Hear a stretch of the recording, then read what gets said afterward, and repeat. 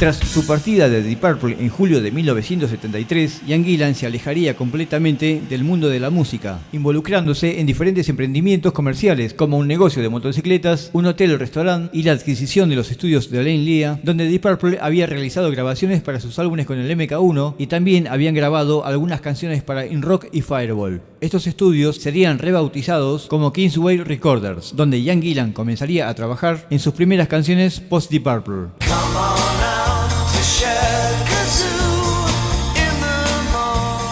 Si bien su única participación extra de Purple había sido en octubre de 1969 en la obra Jesucristo Superstar, desde 1969 Ian Gillan había comenzado a trabajar en canciones para un proyecto titulado Cherka Zoo, el cual se trataría de una especie de caricatura animada para niños. Algunos primeros demos habían sido grabados desde 1972, que incluiría participaciones de Jon Lord, Roger Glover y otros músicos invitados. Este proyecto sería abandonado en 1973.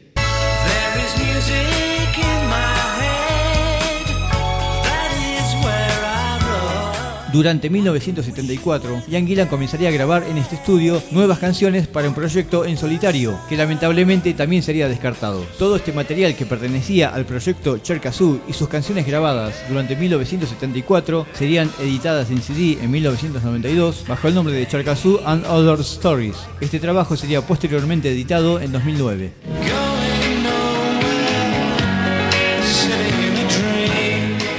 El estímulo para que Ian Gillan volviera a la música sería su emotiva aparición en la obra de Butterfly Ball de Roger Glover en The Royal Albert Hall de Londres el 16 de octubre de 1975. Poco tiempo después, Ian Gillan formaría una banda, en un principio bautizada Young Grenade, pero que tiempo después se llamaría The Ian Gillan Band.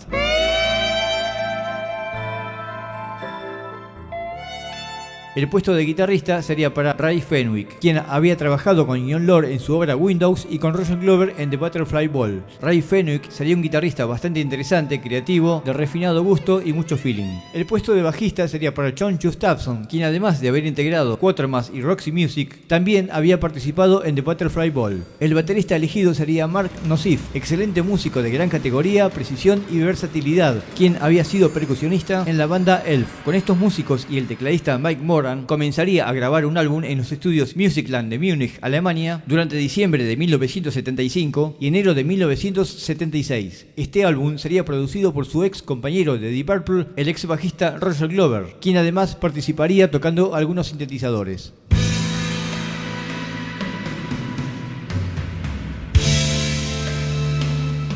En julio de 1976 se editaría su primer álbum titulado Child in Time, alcanzando el puesto número 55 en el Reino Unido, y como simple se editaría la canción You Make Me Feel So Good.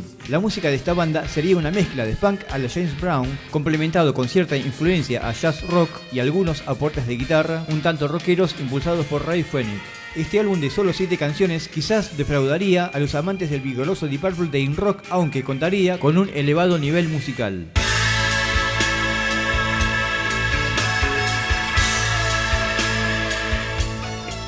Uno de los excelentes momentos de este álbum sería la canción Let It Slide.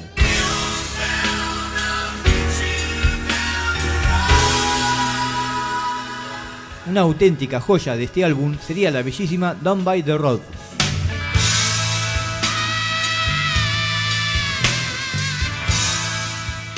Sin dudas, la frutilla de este álbum sería la excelente nueva versión de Child in Time. Para la gira, el tecladista Mike Moran sería reemplazado por Mickey Lee Zule, ex tecladista de Elf y Rainbow. Esta banda debutaría el 14 de abril de 1976 en Toulouse, Francia, y más tarde se presentarían en los Estados Unidos junto a Nazareth, banda producida por Roger Glover. Entre julio y septiembre de 1976, la banda grabaría su segundo álbum en los estudios Kingsway Recorders.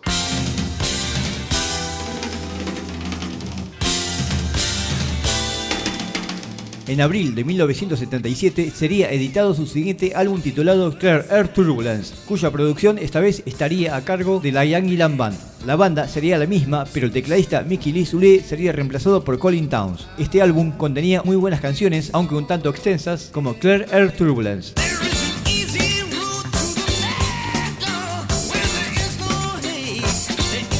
Destacaría de este álbum la canción Over the Hill, un contundente funk tocado con gran calidad por el baterista Mark Nosif.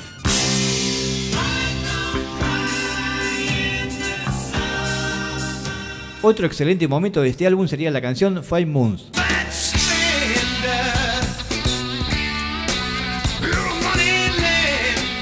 Quizás la frutilla de este álbum sea Moneylender, un funk rock distorsionado e ingeniosamente enlazado a un inesperado bossa nova.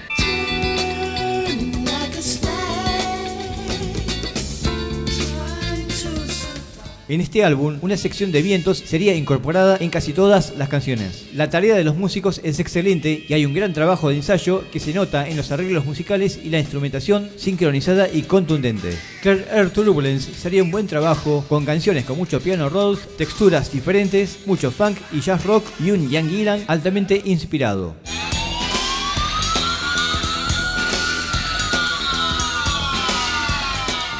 Este álbum contenía excelente música, pero no conseguiría demasiado éxito a causa del auge de la música punk y la New Wave, corrientes musicales que estaban comenzando a encontrar mucha aceptación en las audiencias más jóvenes y también mayor difusión en las radios del momento. La música de Ian Gillan Band no encajaría o no se le daría su merecida importancia, ya que las modas estaban cambiando y los medios de comunicación empezarían a mostrarse un tanto selectivos. Desde mayo a agosto de 1977, The Ian Gillan Band presentaría este álbum en diferentes ciudades de Europa.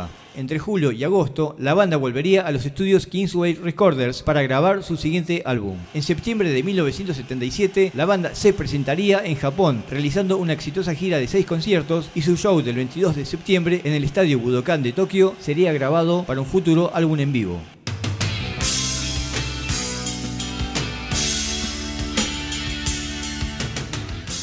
En octubre sería editado su siguiente álbum titulado Scarabaeus, con canciones más cortas y un estilo un poco más rockero, crudo y accesible. Sería nuevamente producido por The Ian Gillan Band.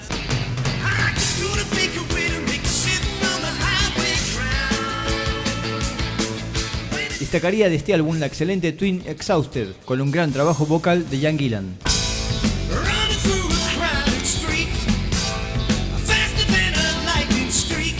Quizás uno de los mejores momentos de este álbum sea la canción Mercury High.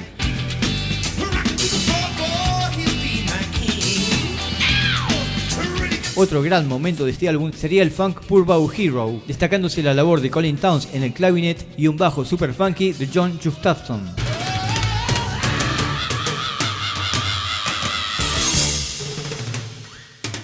Sin dudas, la frutilla de este álbum sería la excelente Scarabaeus, destacándose en un gran trabajo a nivel grupal. Este álbum, Scarabaeus, al igual que todos los álbumes de Ian Gillan Band, serían de gran calidad musical, pero su música causaba cierta confusión en los antiguos fans de Deep Purple y durante las presentaciones en vivo, parte de la audiencia se encontraría un tanto desorientada por las nuevas versiones funk de Woman from Tokyo y Smoke on the Water.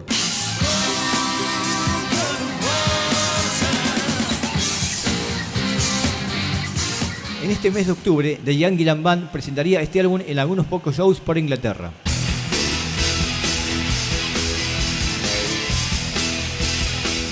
En 1977 se editaría el álbum en vivo Live at the Budokan, el cual había sido grabado durante su gira por Japón.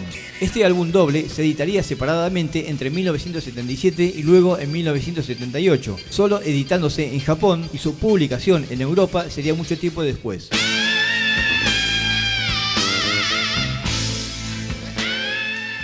En este álbum es destacable la excelente versión de Child in Time con un gran desempeño vocal de Ian Gillan y excelentes solos de guitarra de Ray Fenwick.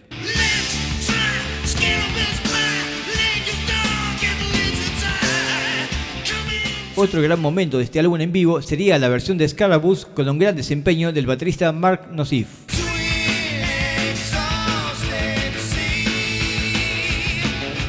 Destaca de este álbum la canción Twin Exhausted, que sería una excelente muestra del gran potencial que tenía esta banda en vivo.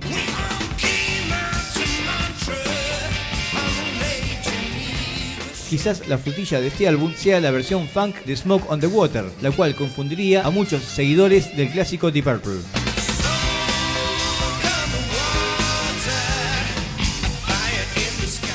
En resumen, este muy recomendable álbum en vivo rescata lo mejor de este periodo de Ian Gillan con esta banda. Durante 1978, la banda solo realizaría muy pocas presentaciones por Inglaterra y su último concierto sería en el Marquee Club de Londres el 14 de junio de 1978. Aunque esta banda tuvo éxito en Japón, no había obtenido ninguno en los Estados Unidos y solo mantenía pocos seguidores en Europa. Su dirección musical de jazz fusión no había sido muy atractiva para los fanáticos de Deep Purple, ni tampoco de la música pop, ni tampoco del rock en general. Tras el poco éxito comercial, su sello Island Records los dejaría de apoyar. En un principio, Ian Gillan había buscado alejarse musicalmente del estilo de Deep Purple, permitiéndole a los músicos total libertad en cuanto a las composiciones musicales. Pero en este último año, Ian Gillan se había mostrado disconforme por la dirección musical que había tomado la banda, y debido al poco éxito comercial, comenzaría a perder la fe en ese proyecto que le había quitado gran parte de su popularidad. Ian Gillan disolvería esta banda, pero sus intenciones sería seguir trabajando junto al tecladista Colin Towns. The Ian Gillan Band había sido una muy buena y excelente banda, integrada por Ian Gillan, Ray Fenwick, John Gustafson, Colin Towns y Mark Nosif, y quizás no haya sido del agrado de los seguidores del Ian Gillan de In Rock o Machine Head, pero que afortunadamente dejaría un legado de 3 excelentes álbumes en estudio y un doble en vivo que seguramente serán más reconocidos y valorados a través del tiempo. Así concluiría la historia de esta banda tras 2 años y medio de existencia.